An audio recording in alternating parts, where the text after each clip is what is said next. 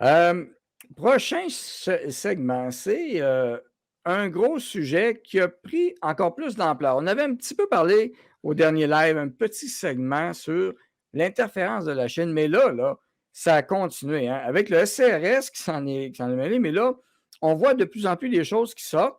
On a appris évidemment, la façon que la Chine est intervenue dans le processus électoral et qu'elle est intervenue aussi des campagnes de désinformation via les réseaux sociaux, hein, ils ont travaillé fort, des dons qui n'étaient peut-être pas autorisés, aussi l'utilisation d'étudiants chinois qui étudiaient au Canada et qui ont réussi à faire voter dans le comté de Justin et autres. Donc, c'est assez spécial. Ils interviennent dans les nominations des partis politiques, alors directement. Et avant d'aller plus loin, je veux juste montrer quelque chose. D'abord, sur l'ingérence Trudeau-Paniquet. Je ne sais pas si on peut montrer l'article ici. Un petit détail important. L'ingérence. Oui, c'est ça. Alors, dans cet article, c'est intéressant de voir que, bon, là, c'est Trudeau-Paniquet puis Poilievre qui dérapent, mais dans le sens que le journaliste disait, bon, Poilievre a de la misère et tout ça. Mais il y a peut-être une raison à ça, parce que dans le même article, on souligne quelque chose rapidement, en petit.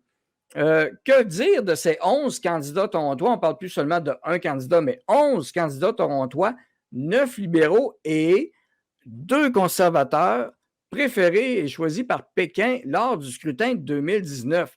C'est quand même pas banal, Maxime, de voir ça aller. C'est quand même quelque chose comme ingérence, c'est quand même pas pire. Que penses-tu de cette nouvelle en général? Oui, effectivement, Daniel, la Chine veut influencer le tournant des élections et puis non, pas seulement, on lit et on le sait depuis les rapports qui sont sortis des services secrets canadiens, c'est que le gouvernement communiste chinois a appuyé des candidats qui sont favorables au gouvernement communiste chinois, dont Mhm. il y a des conservateurs et il y a des libéraux. Et je peux vous dire qu'ils n'ont pas appuyé de candidats du Parti conservateur du Canada, les Chinois, le gouvernement communiste chinois, parce qu'ils savent que nous, notre ennemi, c'est pas la Du PPC, Russie. tu voulais dire, du PPC. Oui, voyons, excuse-moi, du PPC, oui. Nous, notre ennemi, c'est pas la Russie comme les Trudeau, Poilievre de ce monde veulent. Essaient toujours de cibler la Russie et être pro-Ukraine. Nous, Mm. on prône, c'est bien simple. La paix, le cessez-le-feu là-bas, puis on n'est pas pro-russe, puis on n'est pas pro-Ukraine. On est en ligne avec la tradition du Canada là-dessus. Mais notre vrai ennemi, comme je dis depuis longtemps, c'est la Chine avec son interférence et dans les élections Mm. canadiennes, mais aussi on sait qu'il y a des postes de police, entre guillemets, chinois. Puis là, il y a une autre nouvelle que tu veux nous montrer aussi par rapport des postes de Oui, police qui ben seraient oui, les postes de police au chinois, regarde ça, Québec. c'est une nouvelle du jour. On va l'afficher, c'est quand même majeur et ça se passe ben, au Québec, mais on s'en doutait, la GRC qui enquête sur 2 présumés postes de police chinois au Québec, c'est à Brossard. Et on voit aussi le conseil de ville de Brossard avec une personne d'origine chinoise. On voit que l'infiltration va peut-être plus loin qu'on pense, hein, pas juste au fédéral, mais là, on le voit au municipal. Et là, les fameux postes de police chinois, de plus en plus, hein, il y en a qui pensaient que c'était une rumeur. Non, non, c'est la vérité. Donc, c'est du sérieux, cela, là. Oui, puis pas juste au Québec, là. Selon les services secrets, il y aurait aussi des postes de police chinois dans la région de Toronto et Mm. dans la région de Vancouver. Donc, c'est tout à fait illégal. Premièrement, ça ne respecte pas le droit international, ça ne respecte pas le droit canadien. Mm. Et on est un pays libre et les citoyens, il y a une force de police qui a autorité sur le territoire, c'est celle qui est appuyée par les gouvernements Ouais. et celle qu'on finance en tant que payeur de taxes. Donc, moi, je pense qu'il faut vraiment une enquête indépendante et publique pour faire la lumière sur toute cette affaire. Et Mm. on voit que Trudeau ne veut pas aller dans cette direction-là.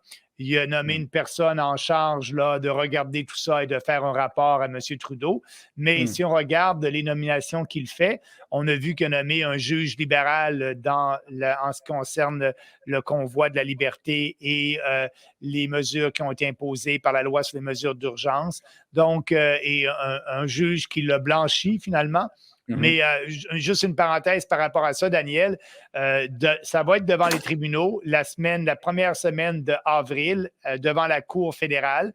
Il y a des gens, il y a des organismes qui défendent les droits et libertés au Canada qui disent que Trudeau n'avait pas l'autorité et c'était illégal le fait qu'il invoque la loi sur les mesures d'urgence parce qu'il n'y avait pas de mesures d'urgence, on n'était pas en insurrection, la vie des Canadiens n'était pas en danger et ça, c'est des critères qui sont dans la loi. Donc, Trudeau ne répondait pas aux critères de la loi pour invoquer la loi. Ça va être une décision légale qui va avoir un impact. Le juge, son rapport, c'est une décision c'est politique et le but, c'est de blanchir Trudeau, puis je pense que c'est ce qu'il a fait. Mais ceci étant dit, là, il va nommer quelqu'un qui va supposément regarder et enquêter sur l'influence de la Chine dans notre processus électoral et un peu partout au Canada. On va le montrer. Un rapporteur spécial. On va montrer la nouvelle. Hein? Oui. Toi qui étais membre du Parlement, rapporteur spécial, as-tu déjà vu ça? Je ne sais pas si on peut le montrer à l'écran. C'est un beau nom là, pour nommer une personne, puis on lui donne quelques pouvoirs. Mais ce qu'il faut, c'est une commission d'enquête publique et indépendante. C'est pas indépendant. Là. Qui Trudeau va nommer? Je pense bien qu'il va nommer quelqu'un de son parti. Moi, je pense que ça va mener à nulle part et il faut continuer à pousser pour cette enquête publique et indépendante. Parce que la Chine, c'est bien beau les élections, c'est bien beau les postes de police illégaux, l'ingérence dans une élection, mais il y a aussi le financement des universités. Il y a certaines universités au Canada qui reçoivent de l'argent du Parti communiste chinois. Est-ce qu'on devrait tolérer ça? Ça a une influence directe dans l'éducation, dans la recherche de certains chercheurs aussi. C'est des questions qu'il faut se poser. Il faut rouvrir les fenêtres, regarder tout ça, puis et prendre une décision après. Comme a fait l'Australie il y a quelques années, bien, il faut faire la même chose, mais ça prend une commission publique d'enquête indépendante de Justin Trudeau et qui soit capable de nous dire les tenants et les aboutissants de toute cette histoire-là.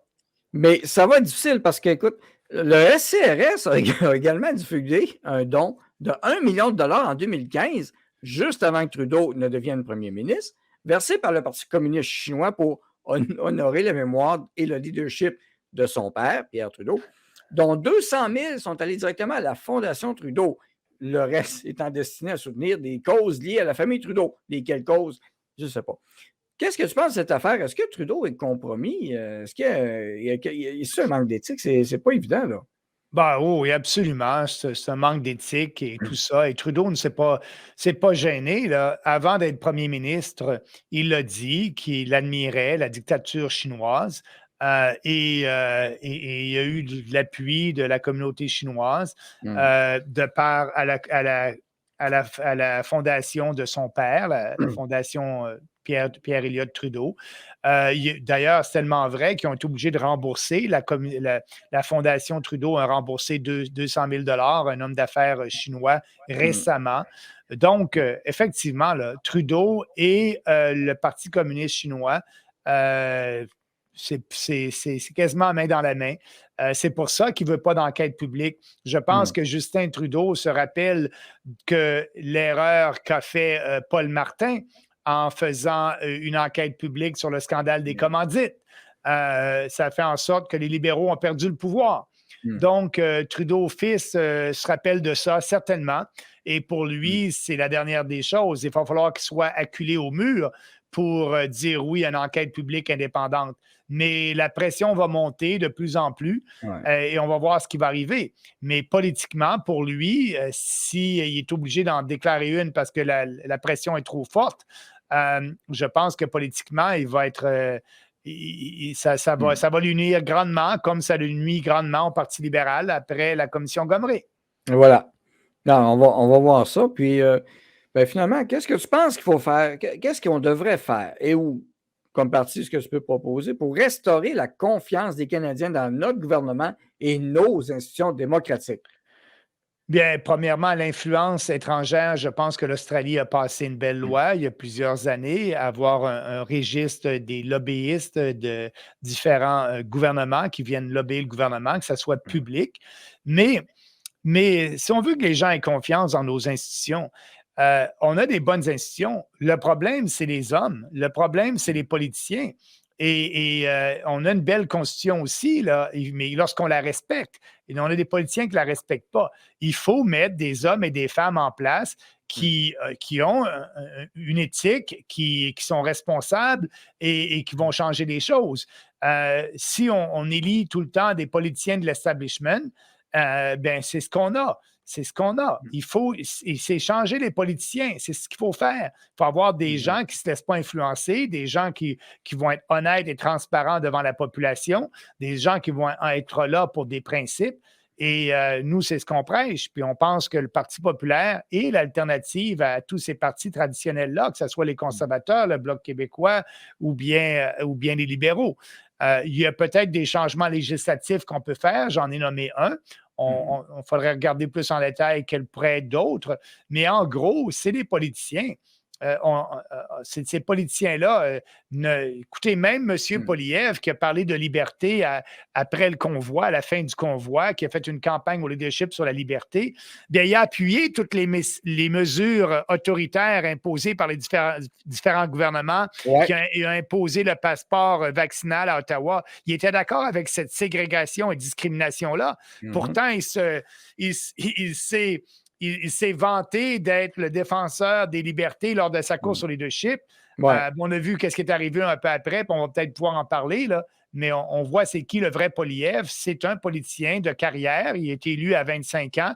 Il n'a jamais travaillé dans le privé. Il n'a jamais fait autre chose qu'être député. C'est un politicien de carrière qui veut le pouvoir, puis qui va faire tout pour avoir le pouvoir Mmh. et renier ce qu'il a dit durant sa course au leadership, entre autres. Ben oui, ben c'est ça. Bref, un gars de la machine, de l'establishment, un vrai de vrai. Alors, on va en parler tantôt, justement. Alors, merci. Donc, la Chine, c'est un gros enjeu. C'est un enjeu qui a peut-être été négligé. Ben, pas peut-être, il a été négligé depuis longtemps, que ce soit dans les brevets et autres. On le voit avec TikTok, ça brasse aux États-Unis aussi avec TikTok, ça continue. Le FBI est sorti. Bref, je pense qu'on n'a pas fini de parler de l'infiltration chinoise au Canada. Et l'infiltration chinoise, d'autres n'ont pas peur de dire le mot Parti communiste chinois, hein, parce Oui. que c'est ça le mot. Il y en a un justement que lui, on va y revenir tantôt, mais il a quand même eu peur de nommer le nom. Il l'a rechangé pour le parti du gouvernement de Pékin, je pense, quelque chose comme ça, là. Oh oui, je pense que Pierre Poilievre, il ne veut pas dire le Parti communiste chinois parce qu'il veut Mmh. plaire à la communauté chinoise au Canada qui est concentrée dans Mmh. certains comtés, surtout dans le coin de Vancouver, et qui c'est un bloc de vote important. Mmh. Et donc, d'après ses sondages, il s'est fait dire qu'il n'aimait pas ça parce que ces gens-là sont encore attachés à leur pays d'origine, la Chine. Et Mmh. ça, il faut blâmer nous, les Canadiens, pour ça. Parce qu'avec la politique de multiculturalisme, bien, on dit aux gens, revenez au Canada, puis gardez vos valeurs, gardez votre culture, puis vous êtes juste sur un territoire différent, puis on va célébrer votre diversité, puis Ouais. l'État va vous aider à célébrer les fêtes. Poilievre même s'est déguisé en costume de la Chine. Mmh. Et comme fait Trudeau. Donc, cette loi sur le multiculturalisme-là dilue l'identité canadienne. Mmh. Et c'est ça, là, c'est ce qui arrive au Canada. On est le seul parti qui est ferme envers la Chine, qui Mmh. vous dit non à la loi sur le multiculturalisme, on va l'abolir.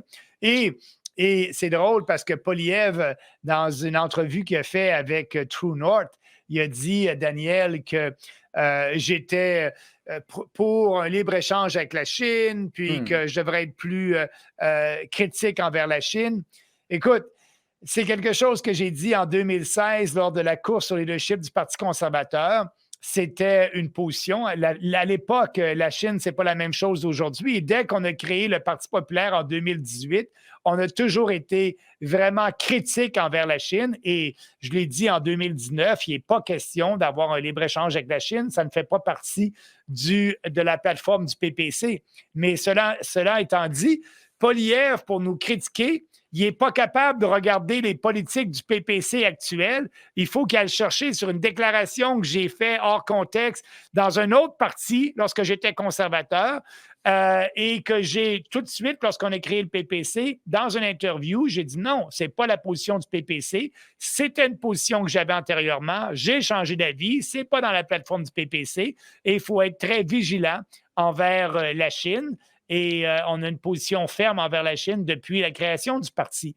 Mais on voit que Poilievre est un peu nerveux ces dernières semaines parce que je pense que les gens commencent à s'apercevoir là, qui est le vrai Pierre Poilievre. Oui, et aussi, même chose, il est revenu même sur ta participation. On va montrer le petit vidéo. Plus, on peut le mettre. On va le faire jouer un petit peu, la vidéo de Pierre Poilievre. On va écouter ça. Announced German MEP Christine Anderson as, quote, hateful and racist when she was touring Canada and had met with a couple of conservative MPs. What are the views that you ascribe to her that are hateful and racist, to use your terms? I mean, she attacked Muslims. She said that Islam is a misogynist religion and that she didn't actually, she said it wasn't a religion at all. Well, there are over 1 million Muslims in Canada. I don't believe that that's true. And if someone had said that about Christianity, well, we'd all be up in arms. And so I disagree with the comments that she's made. Alors, ça, c'était le premier vidéo. Et le deuxième, si on le fait jouer aussi, parce que là, il parle de plus loin du bout de la Chine. And I said so. What would your message be to the people who are supporters of yours that went out and saw her speak and felt like you were making a swipe at them, perhaps? Well, I wasn't making a swipe at them. I'm simply speaking directly and clearly, the same way I condemn Justin Trudeau for his racist blackface and for his nasty comments that he's directed at minorities, including the unvaccinated. The same way I denounce Maxime Bernier for attending the World Economic Forum. I think Maxime really has to come clean on why he attended the World Economic Forum, why he was involved in that, why he proposed free trade with communist China, why he said that he admires the freedoms that exist in communist China, and I would denounce him for making those comments as well.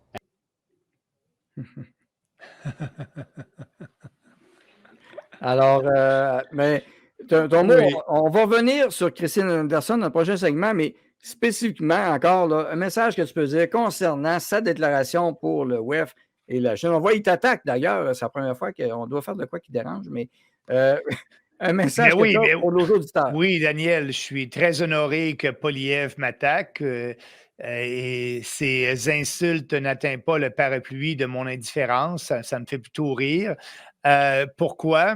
Parce que ce que j'ai dit par rapport à ma présence au Forum économique mondial, comme il me dit, en 2008, j'étais là. Oui, c'est vrai que j'étais là. En 2008, j'étais un élu conservateur. En 2008, j'étais un ministre conservateur des Affaires étrangères. En 2008, le Canada est en guerre en Afghanistan. En 2008, nos forces armées canadiennes n'avaient pas l'équipement nécessaire pour se battre en Afghanistan, comme encore aujourd'hui. Et en 2008, ce que M. Harper m'avait demandé, c'est de demander à nos alliés qu'ils nous aident dans la région de Kandahar, en Afghanistan, avec des avions, avec de l'équipement, etc. Et Et donc, je suis allé à Davos en 2008 lors de la conférence du Forum économique mondial. Pourquoi?